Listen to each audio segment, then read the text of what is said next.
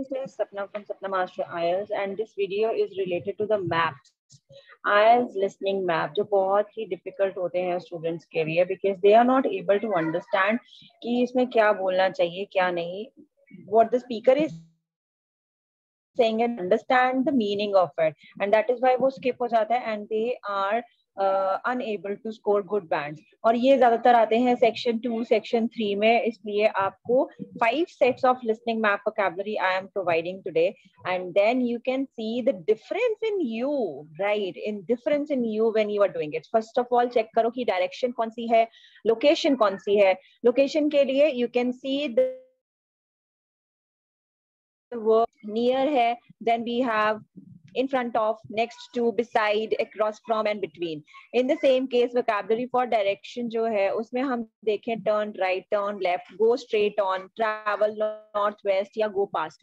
तो ये सारी चीजें, ये words आप ध्यान में रखें whenever you are taking map in front of you, whenever you are doing map with you. अगर आपको मैं samples दिखाऊं, I have listening set 1. Now look at this. This is listening map vocabulary set 1, where you can find out facing लिखा है in the middle, center of, behind. Now what is the meaning? इनका मतलब क्या है? Facing मतलब उसके सामने, middle मतलब center में, behind मतलब पीछे, between मतलब two चीजों के बीच में, between is बीच में, next to is उसके साथ, by, in front of उसके सामने. So जब आपके सामने ये keys दे रखी है, I am using very simple language so that आपको समझ में आ जाए, basic students को भी clear हो जाए कि अगर उन्होंने उसके सामने बोला है तो facing आएगा, अगर between बोला है तो उस दोनों के बीच में कौन सी चीज है, next to मतलब उसके साथ क्या है, in front of again उसके सामने क्या है. So there are different ways to talk about one particular thing. This is sample 1. और की साथ में दे रखी है ईस्ट नॉर्थ साउथ, ये कभी ना भूलें, ये हमेशा याद रखिए. Next one is, now see the entrance is in front of the reception desk. अगर मैं इसको स्प्लिट करके आपको दिखाऊं कि क्या स्क्रीन है, सपोज ये आपका डायग्राम था, ये आपका मैप है. अब आप देखिए इसमें क्या चेंजेस कर सकते हैं हम. I will show you, wait a minute. Now you can see the entrance is in front of the reception desk. ये reception है, ये entrance है, so इसके in front of है. The reception desk is facing the entrance. वही same चीज हमने उल्टी करके बोल दी है. The pool is in the center. Pool ये है, it is in the center, in the middle of the sports center. Gym जो है, it is behind. किसके behind है, किसके पीछे है, swimming pool के पीछे है. Then the pool is between. Pool किसके बीच में है, चेंजिंग रूम और सीटिंग एरिया के बीच में, राइट, या फिर रिसेप्शन और जिम के बीच में. सो इन दिस वे आपको ये आइडियाज होने चाहिए कि हम इसको कैसे लिख सकते हैं या वो कैसे बोलेंगे, और मुझे ये वर्ड पहले से क्लियर होने चाहिए. Moving to the next part. Now set 2 की वोकैबुलरी ये है. अभी मैं आपको इसके भी आंसर्स बताती हूँ. Now look at the set 2.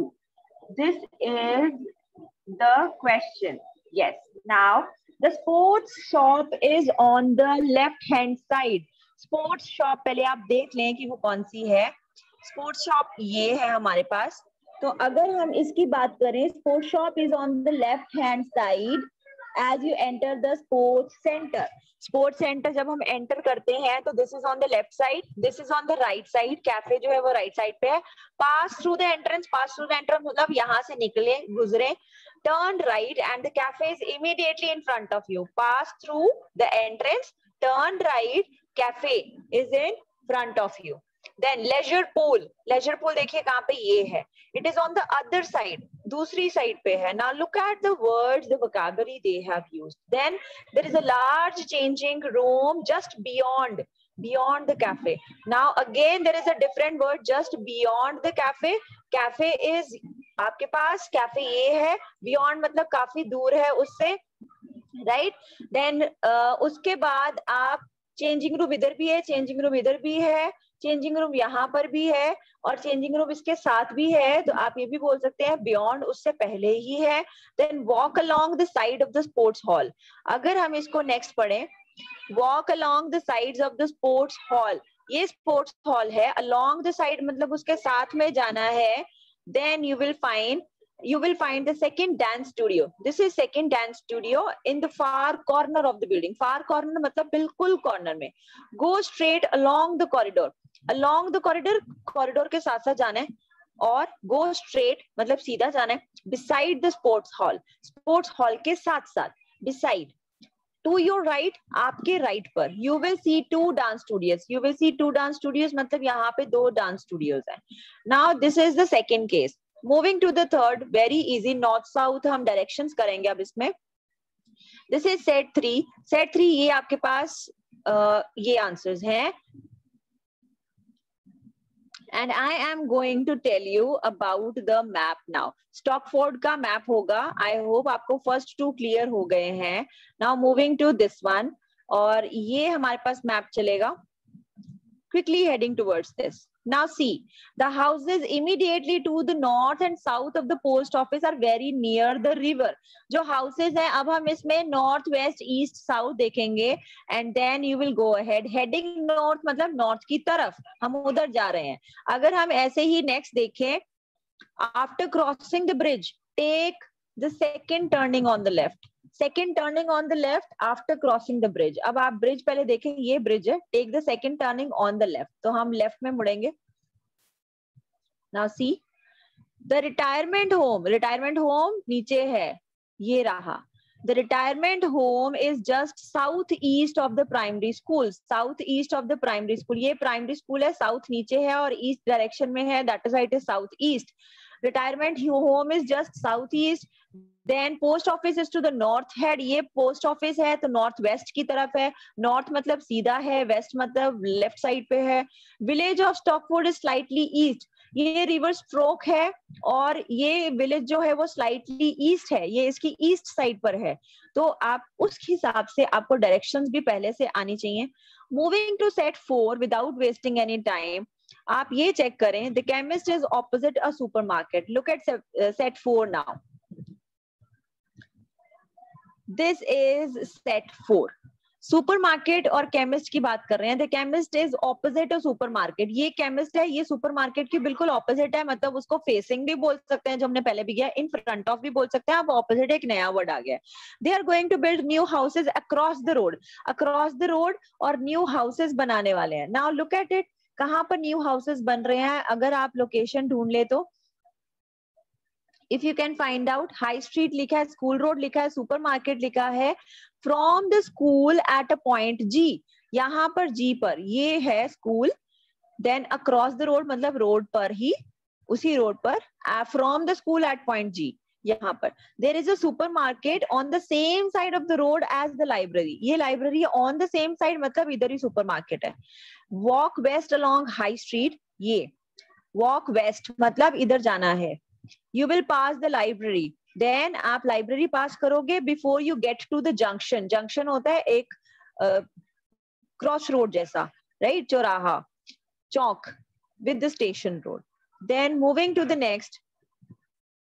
The bank is on the dead end road that leads off the high street. ये dead end है मतलब जहाँ पे रोड खत्म हो जाती है. That leads off the high street. High street इधर की तरफ जा रही है और ये खत्म हो गया, बैंक वहां पर है. So in this way, set 4 is also complete. Moving to the last one, set 5. Now this is the Ellip Town Center और ये मैंने सारे के सारे कैम्ब्रिज से लिए हैं just for you, all of you guys, so that आपको समझ में आ जाए कि what is map और किस तरह की vocabulary इसमें यूज की जाती है, so that you never find any kind of problem. The school is situated on a bend. School is situated on a bend. Now I can show you. Yeah, this is the bend. Turn है, curve है, on a bend in the dual carriageway.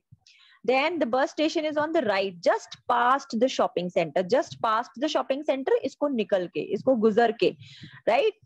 So आप इसमें ये देखेंगे pedestrian walkway है. ये pedestrian walkway है. Then after passing the school on your right, carry straight on. After passing the school on your right, जब school के आप पास निकल जाते हैं, on your right, carry straight on and you will see the park. And this is the park, right? On your next bend. Next bend मतलब next turn के ऊपर. So now I hope you are clear with all the vocabulary related to the maps.